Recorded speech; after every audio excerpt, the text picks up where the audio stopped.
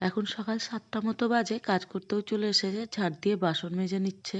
আর আমি চা বসিয়ে দিয়েছি। আর এই টবটা কালকে নিয়ে এসেছি ফুলের গাছ লাগানোর জন্য। আর চা হয়ে গেছে এদিকে, খাওয়ার জলও গরম হয়ে গেছে।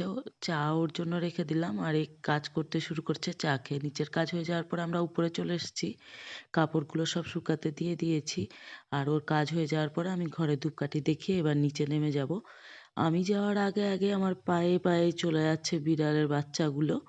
যাক, নিচে এসে ধূপকাঠি দেখানো হয়ে গেছে। আর রান্নার দিদির বেশ অনেক কাটাকাটিও হয়ে গেছে। ভাত-টাত করা হয়ে গেছে। আমি করব হচ্ছে আজকে মাংস। রান্নার দিদি সব জোগাড় দিয়ে দিয়েছে।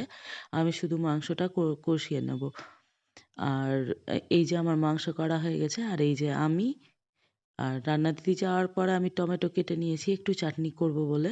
এগুলোও কেটেছিলাম, কিন্তু আমার বরমশাইয়ের ইচ্ছা নাই ফ্রাইড রাইস খাওয়ার, তাই আজকে আর ফ্রাইড রাইস করিনি। এটাই দুপুরের